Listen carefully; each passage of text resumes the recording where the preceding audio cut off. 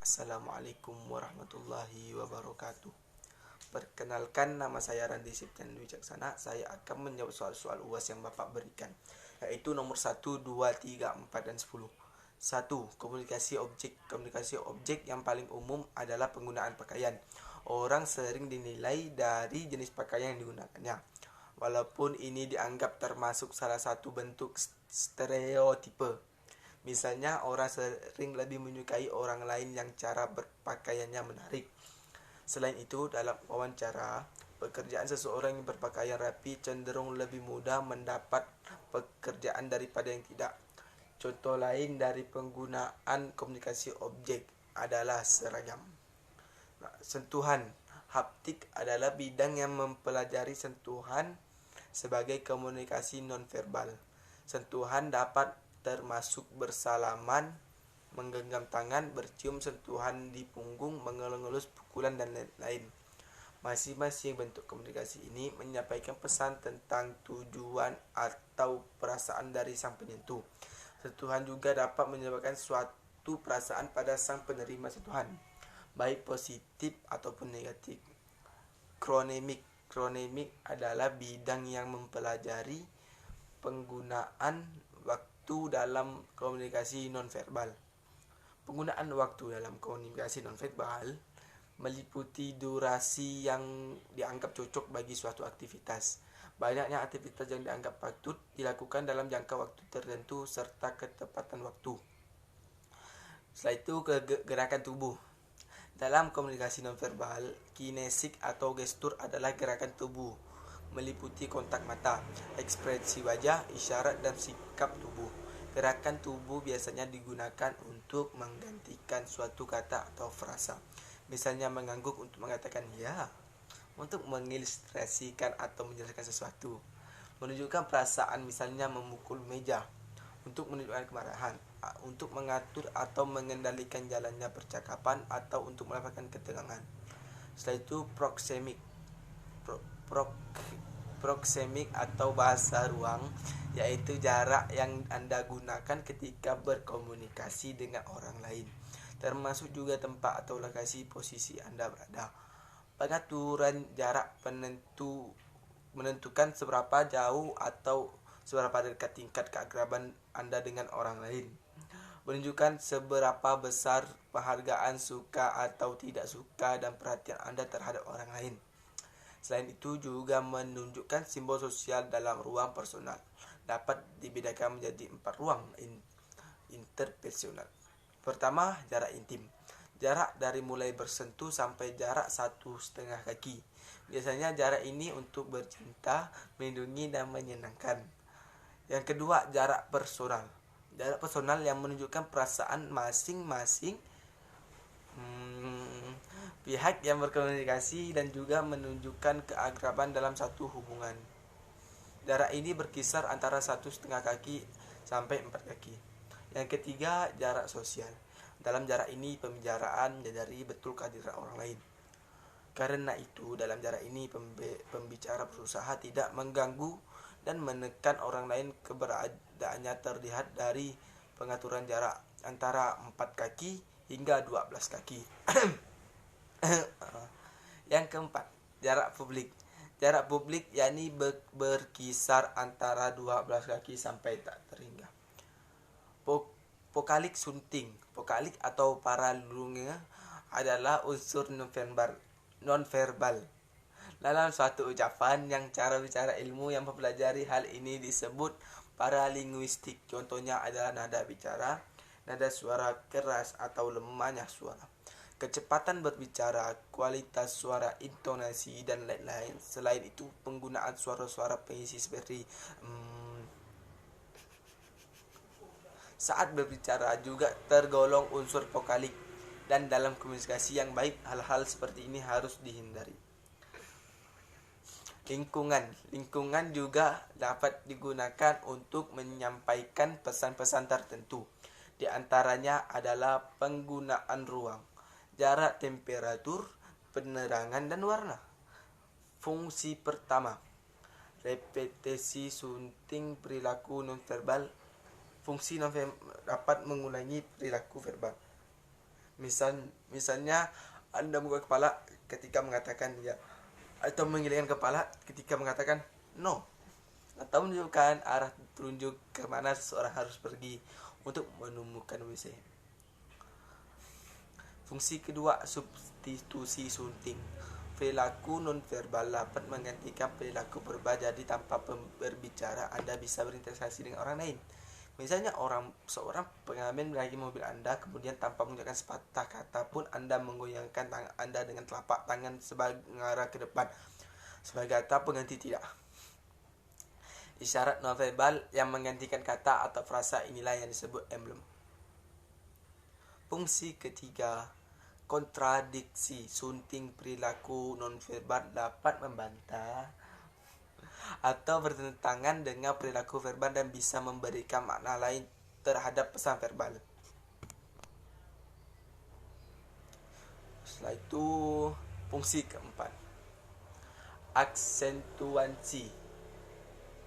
Memperteguh, menekankan atau melengkapi perilaku verbal. Misalnya, menggunakan gerakan tangan, ada suara yang berlambat ketika berpidato. Kemudian fungsi kelima, komplement. Dapat meregulasi perilaku verbal. Misalnya saat kuliah akan berakhir, Anda melihat jam tangan 2-3 kali sehingga dosen segera menutup kuliahnya. Nomor 2, komunikasi transendental adalah komunikasi yang dilakukan atau yang terjadi antara manusia dengan Tuhannya. Jadi partisipan dalam komunikasi transendental adalah Tuhan dan manusia. Nomor 3, komunikasi intrapersonal adalah komunikasi yang terjadi dalam diri sendiri atau komunikasi satu orang saja, seperti bicara kepada sendiri, memberikan makna atau intelektual dan emosional kepada lingkungan, memberikan suatu masalah, mempertimbangkan sampai mengambil keputusan, dan lain-lain. Semua komunikasi sampai pada batas tertentu merupakan komunikasi interpersonal, yaitu setiap komunikasi selalu menjadi objek bagi penafsiran kita sendiri. Menurut Rahmat 2009, proses komunikasi intrapersonal melalui 4 tahapan, yaitu sensasi, persepsi, memori, dan berpikir.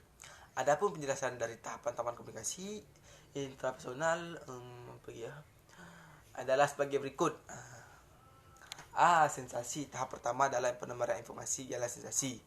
Sensasi berasal dari kata sense, artinya alat penginderaan yang menghubungkan organisme dengan lingkungannya. Sensasi adalah kemampuan yang memiliki manusia untuk menyerap segala hal yang diinformasikan oleh panca indera.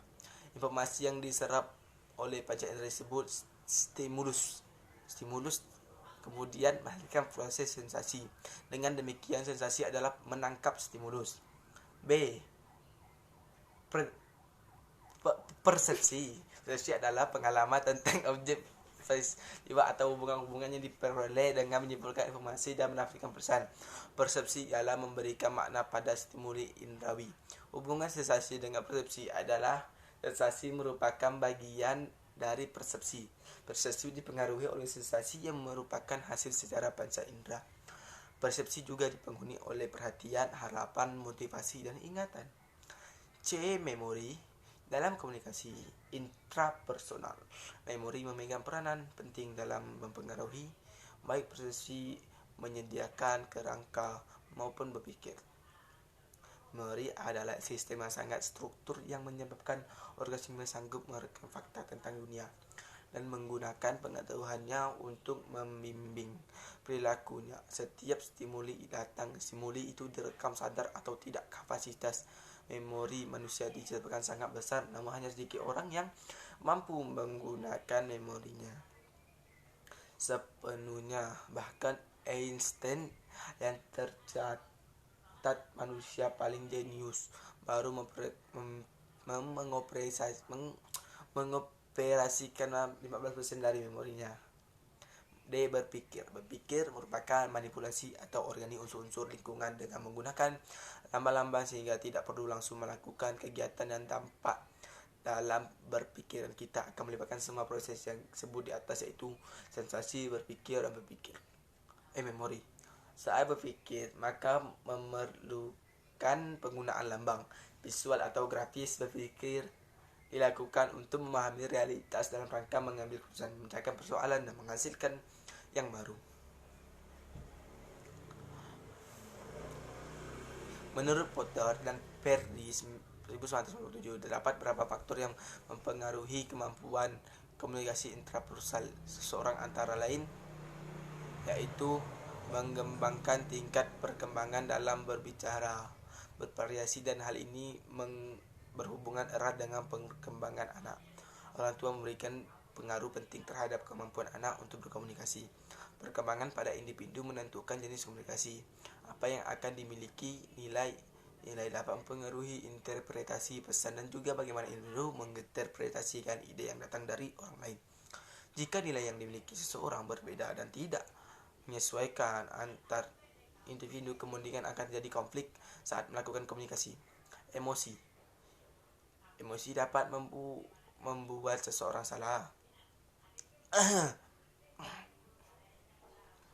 menginterpretasikan pesan yang diterima. Jika emosi mempengaruhi komunikasi, dimaknai sebagai perasaan subjektif seseorang dan mempengaruhi individu bagaimana berinteraksi dengan seseorang. Jika pada seseorang yang berkomunikasi tidak terkontrol emosinya, maka akan terjadi perdebatan karena emosi yang muncul. Latar belakang sosiokultural budaya adalah hasil dari mempelajari cara berpikir dan merasakan. Pengaruh kebudayaan menetapkan batas bagaimana seseorang bertindak dan berkomunikasi. Dalam hal ini, komunikator harus bisa menyesuaikan dengan kebudayaan komunikan agar komunikasi yang berjalan menjadi efektif.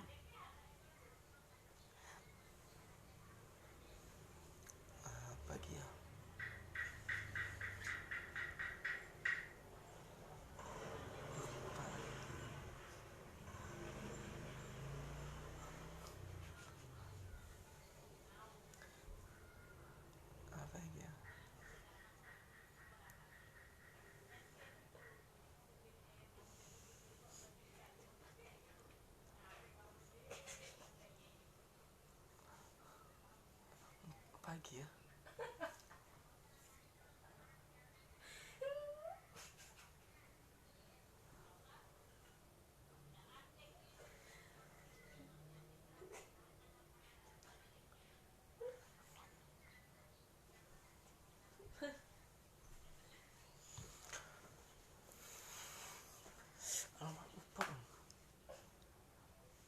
Lingkungan yang nyaman sangat membantu dalam proses komunikasi. Karena inilah, lingkungan menjadi faktor yang berpengaruh dalam komunikasi.